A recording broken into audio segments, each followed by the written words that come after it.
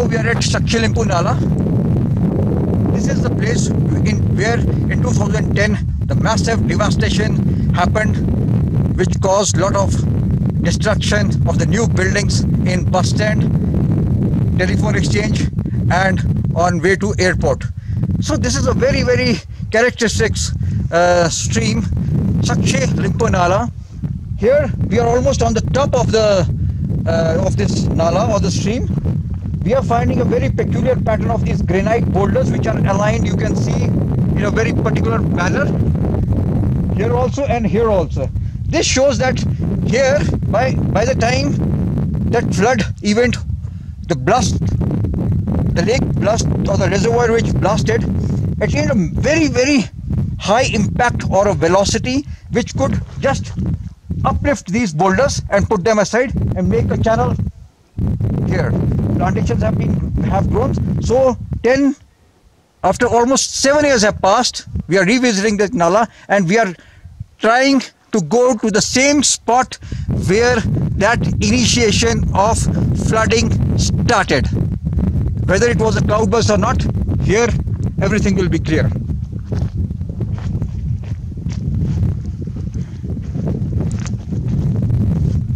To find the evidences, we have walked a couple of 100 meters.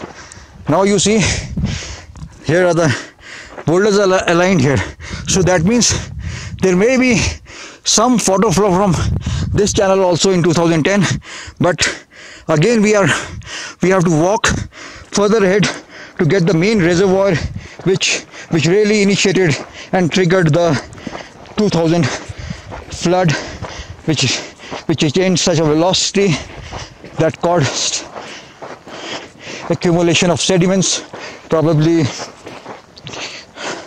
2 to 3 meters.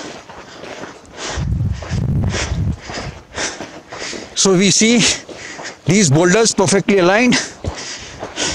So maybe we may be confused when we are moving here with the paleo flooding events which might have taken place about more than 500-600 years ago, but that paleo flooding events also, we'll try to find some evidences if we can. But these channels which has been made is of 2010 flood. No big boulders or small boulders we are finding here. All the boulders, pebbles, gravels have been perfectly churned and put aside. We can see on both sides as if some JCB or a man-made activity has done and segregated these boulders from the sand.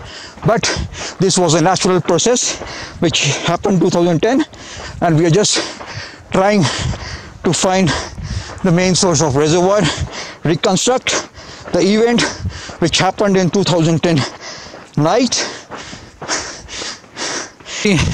Now we see this was a channel outrightly cleared by the flooding event, but now here we see there is a blockade here, a clear-cut blockade of the channel, and here things are not same as we have been seeing here. If we go from here and right up to Manesering bus stand, we see the clarity of the channel and all the boulders put on the two sides. But here things are quite different. It's all blockade, and now I think we have reached the point where the reservoir blockade happened, accumulated, formed the reservoir, created hydrostatic pressure. That hydrostatic pressure not able, the wall which was created maybe on that night only, it may be partially created earlier and maybe built on that night, then it was not able to withstand that reservoir pressure and bursted. But let's see, we are going further ahead to know how things behave. But clearly this is the evidence. We are not finding any alignment here, but let's go and see further ahead if the boulders are aligned or not. But this is what we can easily make out something might have gone wrong somewhere else.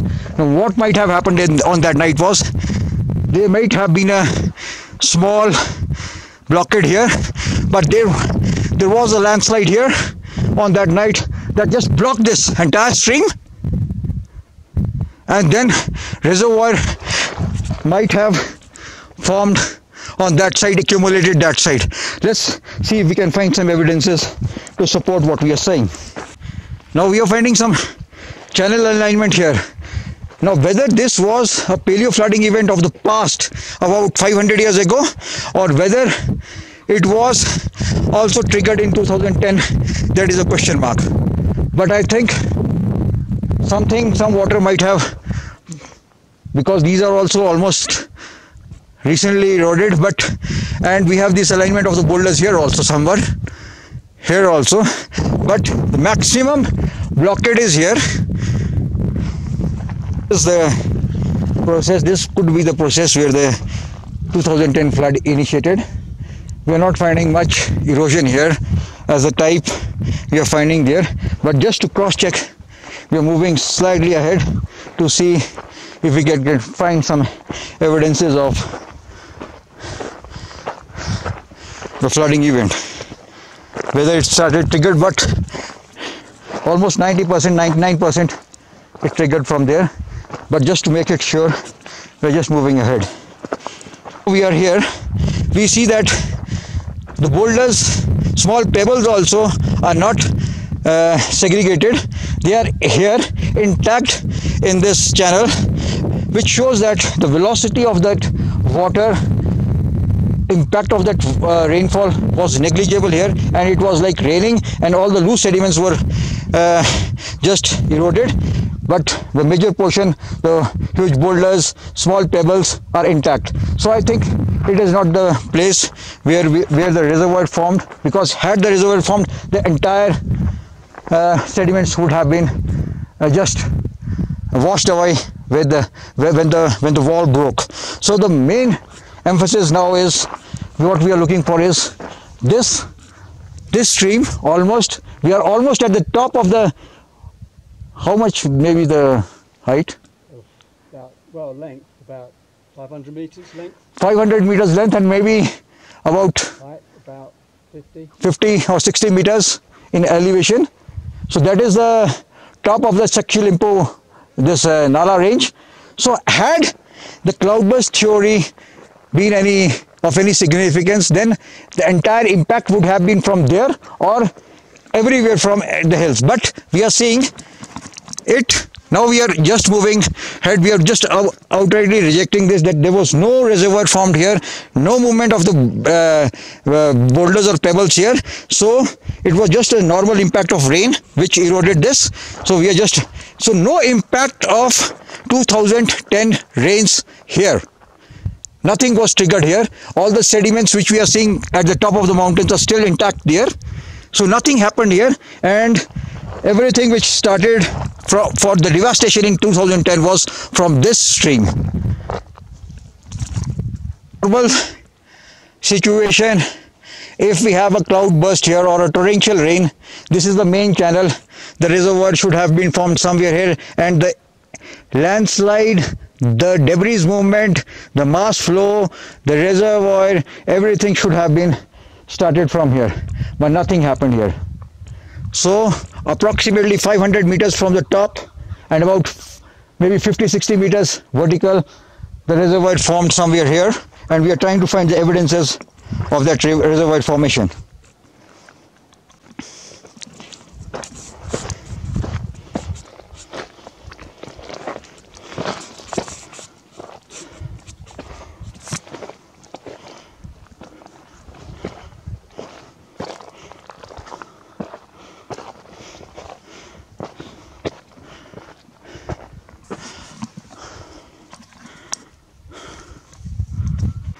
So here we are seeing two colors of the granite. One is darker brown and the other one is grey.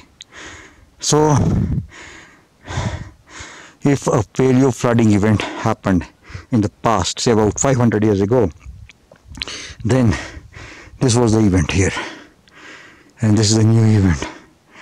So we have been able to trace out the source of the flooding events of the past in Shakshil and Punala. So now we are almost at the place where the reservoir might have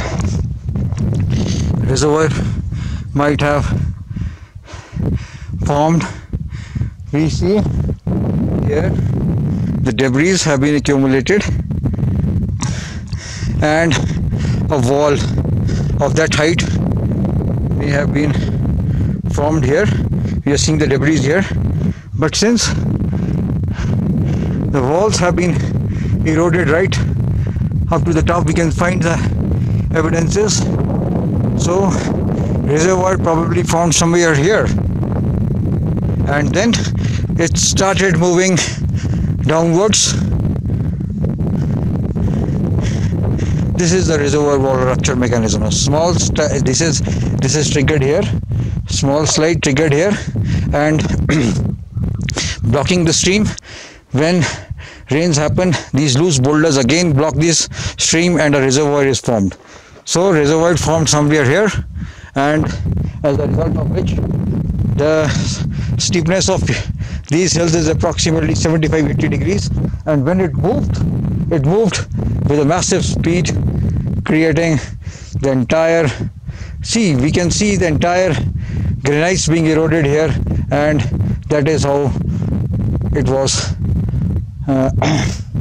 As it moved downwards, it accumulated more and more sediments, more and more velocity because of this high gradient, high speed, and then resulted in the massive devastation which we saw on August 5, 2010 midnight.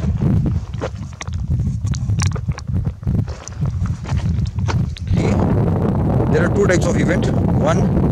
This one, the grey granites, and the other one is the maroon granites. So we can see that two paleo flooding events which took place in the past happened here, right here. So two paleo flooding events can be traced, but if we do more studies, I think we can find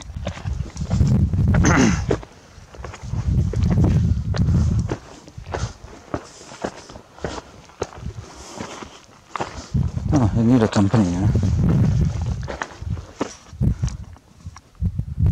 So you see, this is the paleo flooding event number 1, and this is the flooding event of 2010. Clear demarcation, clear alignment of the boulders, and we get two different events very well depicted here. So something happening here also, and something triggered from there. So interesting things happening here. So if an event was there, stream from where, not a stream but a dry seasonal nala, and some blockade happenings. If this blockade happens, then again there is a landslide. A wall is built here, a wall is built somewhere here, and then it moves. Now you see, and then this is what happens. This is the velocity which we are. So we are at the top of Shakshil Punala now. What we are seeing at the top there is a place where the water might have accumulated, and then the reservoir was formed. The steepness is about 80 to 90 degrees, almost vertical here. Once the reservoir is formed, water accumulates, sediments, and then it just washes out. We see that from here the entire granites have been washed, and we are seeing the bedrocks very clearly. So after even 7 years, nothing has grown here. That shows the impact. That was the impact of 2010 reservoir which busted here, and once that was over, reservoir busted and entire granites was washed, and the debris took place, they told, and that is how the water went and created massive devastation. If we believe in the cloudburst theory, then this would not have been taken place here. Somewhere on the top of the hills, if clouds burst, then something is happening there, then the slides would have been triggered from there. But nothing happened from there, and also on the top of the Shakshi-Limpunala, or the pass which goes to Sabu, nothing happened there. So everything was happened much below that, and the devastation was mainly due to the reservoir which was created on that day. No reservoir, no devastation. It's as simple. Now we are almost at the top of Shakshi-Limpunala. This is the place where the paleo flooding event of 2010, 5th August night happened. Reservoir was formed at the top. Here we are seeing some boulders accumulated, and from there all the rains which fell accumulated there, and then after that a reservoir was formed, something here, water started accumulating, and when this hydrostatic disequilibrium was there, the dam bursted. This bursted, but since the inclination was almost 80 to 90 degrees, the water moved with a great velocity, and you can see the entire arms of this reservoir burst, water moving here, and proper alignment of the granites here. The original granites, each of the granites have been eroded with the deposits. All the loose debris have been eroded, and we are finding the bedrocks completely exposed. Here we are finding interesting evidences. All the granite boulders which maybe from that side have been eroded and properly aligned in this direction. The grey ones are of 2010, and the brown ones which are aligned here adjacent to these may be of an event which took place 600 years ago, or maybe older than that. So if we can find, we are finding two evidences here, but actually demonstrate that this is the place where the flooding of 2010 happened, and also 500 years ago this was the place which initiated the flooding event in the past. Manesering, the Manesarings which we will be going there, huge Manesarings have been built, huge stone walls have been built just to demarcate and demonstrate that this is the place where maximum devastation will happen. So these Manesarings which have been built here were markers of, we will be going there, which implies in the past that these were not religious structures, but they were disaster management structures to show to our next generations that these are the unsafe places, and that is what happened in 2010. These Mane stupas were built about maybe 1,000 years ago, or maybe more older than that, but the wisdom of the past geologists, or we can say the past lamas who had the vision of a geologist, could actually make disaster management structures in such a way that even after thousands of years today, we can see their significance as it was in older times when they were built. We'll forget it. So to explain what we are talking about, the amount of water, what I am trying to know is how much water is required to move this volume, this boulder of granite aside, and align it at this particular. So this might have moved with this, but to move this water boulder, maybe this is about 1.5 meters by 1 meter. Yeah. So that is the amount of water I'm looking for, which might have accumulated here and had the force to just push this boulder aside. If we can explain this, and this is the channel 5 meter wide created on that night, boulders are moved aside, 5 meter channels created,